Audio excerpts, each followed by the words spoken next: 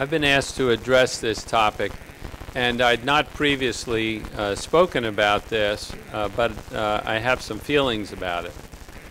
And I'm sure that my feelings are similar to yours, that the prospect of bracing adolescents during this tender age is a difficult, trying, and sometimes frustrating one, especially when you see your patients bringing their brace, dragging it through the hallway into your examining room, only to make you feel frustrated looking at their x-rays.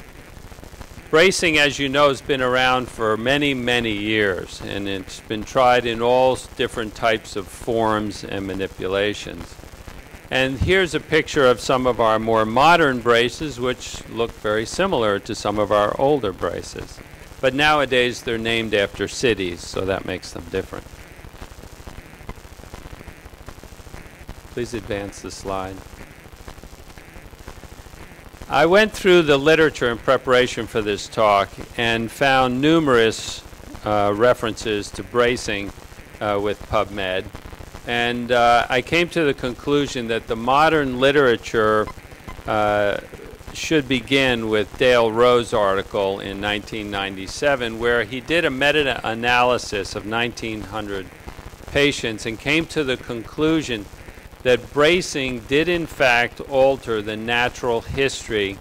When used full-time, it was more effective than part-time, and the cutoff there was 16 hours a day.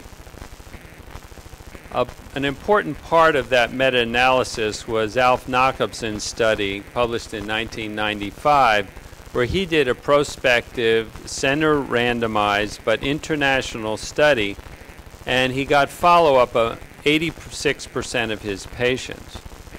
The conclusion he reached that using the Boston brace, his patients were 70% successful in preventing surgery when considering females with curves between 25 and 35 degrees. Danielson followed up on this same group of patients 16 years later and found that these results held true. Now, looking at the modern literature since then, you find very mixed results. And if you, for instance, were to look at these studies, you would see a lot of controversy. And I just highlighted Jawicki's report that 79% of their TLSO patients required surgery. Certainly a different result than was reported by Jacobson. So this begs the question, why is there such controversy in the literature? And I came to the following analysis. There are some serious questions that we need to look at in all of these studies. The first question that I would raise is, are they analyzing the same population? My conclusion is no. Some of them are looking at males and females together. Some of them are looking at males separately and found they don't do as well as females. Some are looking at different degrees of maturity, and none of them have agreed on the best method for determining degrees of maturity. And in fact, the size of the curve matters. So in many of these studies, we're looking at apples and oranges, which raises my second question. Are they in fact including all patients? Again, my answer is no.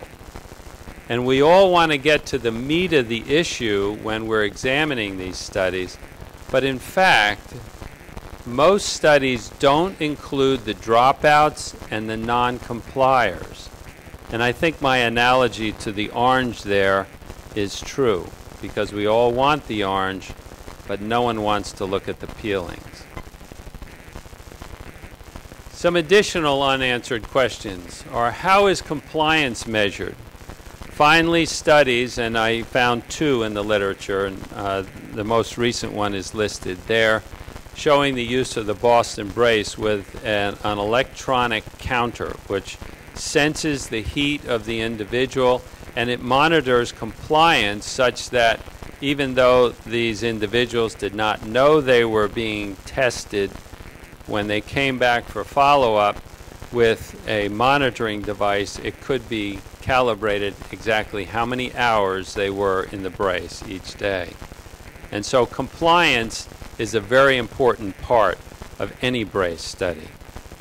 And then an additional question, which we all want to know. What will be the role of genetic studies in the future stratifying the risk of progression? For instance, if we're treating patients that genetic studies say are never going to progress to a significant degree, why bother? And why include them in the study to begin with? So the SRS Committee on Bracing and Non-Operative Management tried to make some sense of this confusing literature. And in 2005, they determined the criteria for inclusion in all future research studies. And I'll run through these. They said that all patients should be above 10 years of age. They should include only RISR 0 to 2, only female patients with a menarche of less than 2 years post-menarche. Should include curves between 20 and 40, no less, no more. And all patients should be included in the study. The follow-up should be 2 years after maturity before the paper is submitted. And they should be reported as a percent of progression less than 5 degrees and include all curves that are above 45 degrees and the percentage of patients that went on to have surgery recommended. And so with this criteria, we should be able to move into the future and have usable studies in the literature. Well, Lori Dolan published this article in 2007 where she stated that the science of bracing has been hampered by publication of uncontrolled studies to support bracing as the standard of care. And she raised this issue. Is it unethical to not prescribe a brace? And so this becomes an actual battle for those who are unconvinced by the faulty evidence in the literature. Thank you. And so she proceeded to solicit professional opinions, and these are opinions. She said that they identified that in their practice, 20 to 25% of patients had a reduction in their surgical risk, and this was due to the bracing. Well, this is obviously just an opinion, and yet it was something that needed testing. And so she and Dr. Weinstein put together an NIH-funded study called the BRAIST study to prospectively study the effectiveness of bracing. This is still in progress, and we're yet to see the result.